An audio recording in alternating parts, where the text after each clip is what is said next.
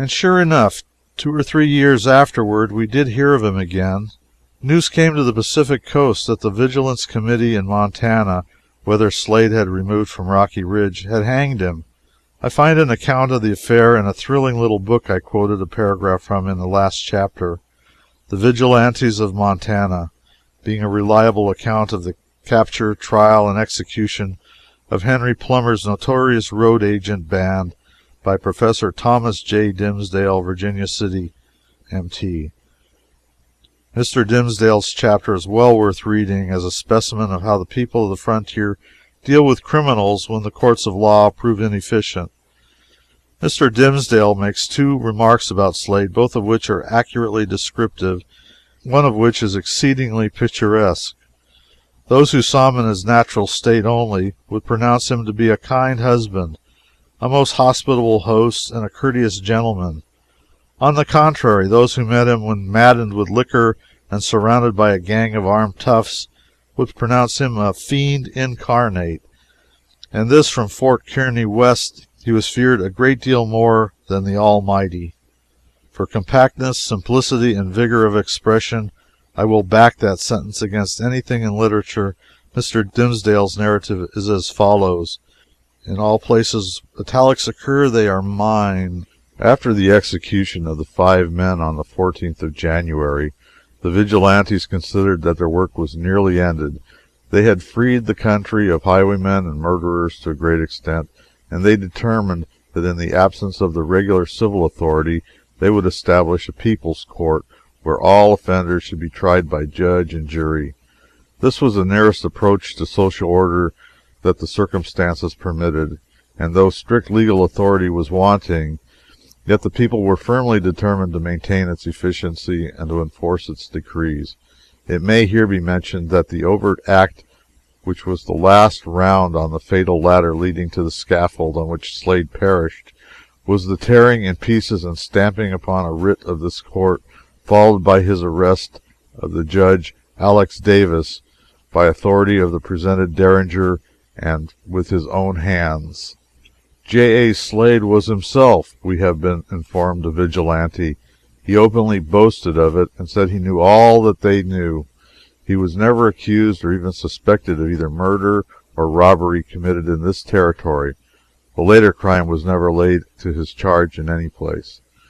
But that he had killed several men in other localities was notorious, and his bad reputation in this respect was a most powerful argument in determining his fate. When he was finally arrested for the offense above mentioned, on returning from Milk River he became more and more addicted to drinking, until at last it was a common feat for him and his friends to "take the town." He and a couple of his dependents might often be seen on one horse, galloping through the streets, shouting and yelling, firing revolvers, etc. On many occasions he would ride his horse into stores, break up bars, toss the scales out the door, and use most insulting language to parties present. Just previous to the day of his arrest, he had given a fearful beating to one of his followers, but such was his influence over them that the man wept bitterly at the gallows and begged for his life with all his power. It had become quite common, when Slade was on a spree, for the shopkeepers and citizens to close the stores and put out all the lights, being fearful of some outrage at his hands. For his wanton destruction of goods and furniture he was always ready to pay, when sober, if he had money, but there were not a few who regarded payment as small satisfaction for the outrage, and these men were his personal enemies. From time to time Slade received warnings from men that he knew would not deceive him, of the certain end of his conduct. There was not a moment for weeks previous to his arrest in which the public did not expect to hear of some bloody outrage.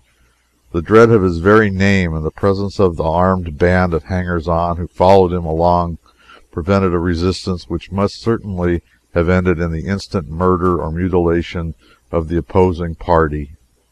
Slade was frequently arrested by order of the court whose organization we have described, and had treated it with respect by paying 1 or 2 fines and promising to pay the rest when he had money. But in the transaction that occurred at this crisis he forgot even this caution, and goaded by passion and the hatred of restraint, he sprang into the embrace of death. Slade had been drunk and cutting up all night. He and his companions had made the town a perfect hell. In the morning, J.M. Fox, the sheriff, met him, arrested him, took him into court, and commenced reading a warrant that he had for his arrest by way of arraignment. He became uncontrollably furious, and seizing the writ, he tore it up, threw it on the ground, and stamped upon it. The clicking of the locks of his companions' revolvers was instantly heard, and a crisis was expected.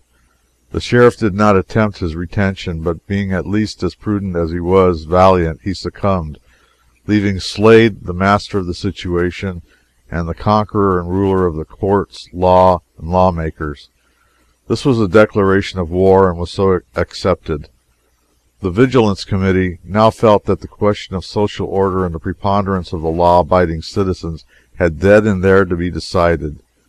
They knew the character of Slade, and they were well aware that they must submit to his rule without murmur, or else that he must be dealt with in such a fashion as would prevent his being able to wreak his vengeance on the committee, who could never have hoped to live in the territory secured from outrage or death, and who could never leave it without encountering his friend, whom his victory would have emboldened and stimulated to a pitch that would have rendered them reckless of consequences. The day previous he had ridden into Doris's store, and on being requested to leave, he drew his revolver and threatened to kill the gentleman who spoke to him. Another saloon he had led his horse into, and buying a bottle of wine, he tried to make the animal drink it. This was not considered an uncommon performance, as he had often entered saloons and commenced firing at the lamps, causing a wild stampede. A leading member of the committee met Slade, and informed him in the quiet, earnest manner of one who feels the importance of what he is saying. "Slade, get your horse at once and go home, or there will be to pay." Slade started and took a long look with his dark, piercing eyes at the gentleman. "What do you mean?" said he. "You have no right to ask me what I mean," was the quiet reply. "Get your horse at once, and remember what I tell you." After a short pause, he promised to do so, and actually got into his saddle. But being still intoxicated, he began calling aloud to one after another of his friends, and at last seemed to have forgotten the warning he had received, and became again uproarious, shouting the name of a well-known courtesan in company with those of two men whom he considered heads of the committee, as a sort of challenge, perhaps, however, as a simple act of bravado. It seems probable that the intimation of personal danger he had received had not been entirely forgotten, though fatally for him. He took a foolish way of showing his remembrance of it. He sought out Alexander Davis, the judge of the court, and drawing a cocked derringer, he presented it to his head and told him that he should hold him as a hostage for his own safety. As the judge stood perfectly quiet and offered no resistance to his captor, no further outrage followed on the score. Previous to this, on account of the critical state of affairs, the committee had met and at last resolved to arrest him. His execution had not been agreed upon, and at that time would have been negated, most assuredly. A messenger rode down to Nevada to inform the leading men of what was on hand, as it was desirable to show that there was a feeling of unanimity on the subject all along the gulch. The miners turned out almost in mass, leaving their work and forming in solid column about 600 strong, armed to the teeth. They marched up to Virginia. The leader of the body well knew the temper of his men on the subject. He spurred on ahead of them, and hastily calling a meeting of the executive, he told them plainly that the miners meant business, and that if they came up they would not stand in the streets to be shot down by Slade's friends, but that they would take him and hang him. The meeting was small, as the Virginia men were loath to act at all. This momentous announcement of the feeling of the lower town was made to a cluster of men who were deliberating behind a wagon at the rear of the store on Main Street. The committee were most unwilling to proceed to extremities. All the duty they had ever performed seemed as nothing to the task before them, but they had to decide, and that quickly.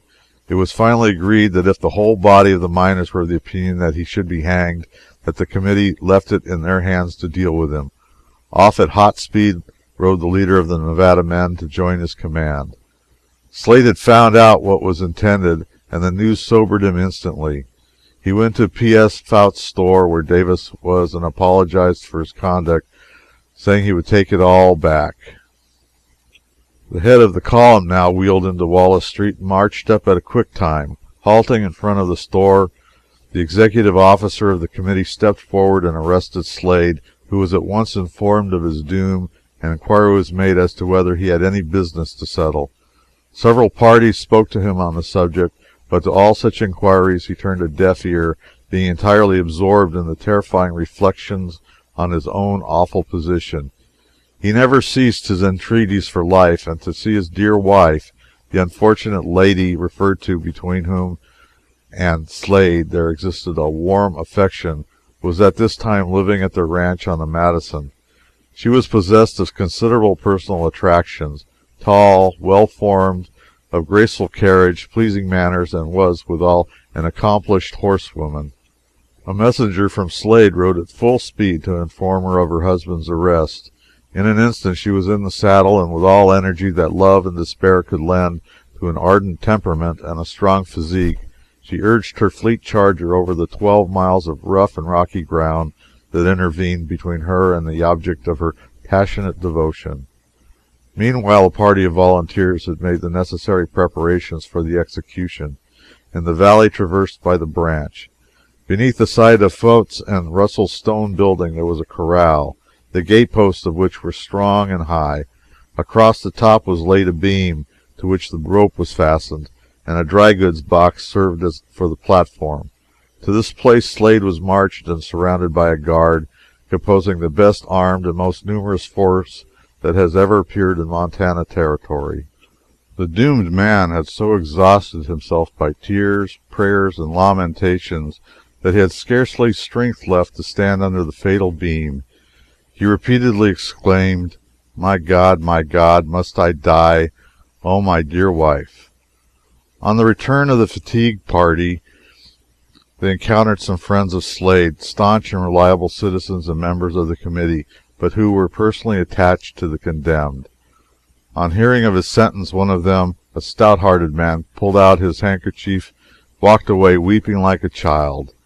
Slade still begged to see his wife most piteously, and it seemed hard to deny his request, but the bloody consequences that were sure to follow the inevitable attempt at a rescue that her presence and entreaties would have certainly incited forbade the granting of his request.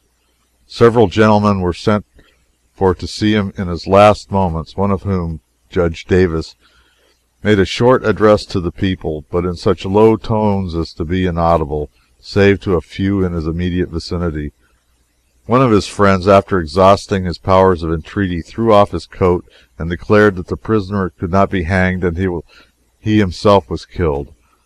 100 guns were instantly leveled at him, whereupon he turned and fled, but being brought back he was compelled to resume his coat and to give a promise of future peaceable demeanor. Scarcely a leading man in Virginia could be found, though the numbers of the citizens joined the ranks of the guard when the arrest was made. All lamented the stern necessity which dictated the execution. Everything being ready, the command was given, "Men, do your duty," and the box being instantly slipped from beneath his feet, he died almost instantaneously. The body was cut down and carried to the Virginia Hotel, where, in a darkened room, it was scarcely laid out when the unfortunate and bereaved companion of the deceased arrived, at headlong speed, to find that all was over, and that she was a widow. Her grief and heart-piercing cries were terrible evidences of the depth of her attachment for her lost husband, and a considerable period elapsed before she could regain the command of her excited feelings. There is something about the desperado nature that is wholly unaccountable. At least it looks unaccountable. It is this: the true desperado is gifted with splendid courage, and yet he will take the most infamous advantage of his enemy. Armed and free, he will stand up before a host and fight until he is shot all to pieces, and yet when he is under the gallows and helpless, he will cry and plead like a child. Words are cheap, and it is easy to call Slade a coward. All executed men who do not die game are promptly called cowards by unreflecting people. And when we read of Slade that he had so exhausted himself by tears, prayers, and lamentations that he had scarcely strength left to stand under the fatal beam, the disgraceful word suggests itself in a moment. Yet in frequently defying and inviting the vengeance of banded Rocky Mountain cutthroats by shooting down their comrades and leaders and never offering to hide or fly, Slade showed that he was a man of peerless bravery. No coward would dare that. Many a notorious coward, many a lying, chicken-livered poltron, coarse, brutal, degraded, has made this dying speech without a quaver in his voice, and yet been swung into eternity with what looked like the calmest fortitude. So we are justified in believing, from the low intellect of such a creature, that it was not moral courage that enabled him to do it. Then, if moral courage is not the requisite quality, what could it have been that this stout-hearted Slade lacked?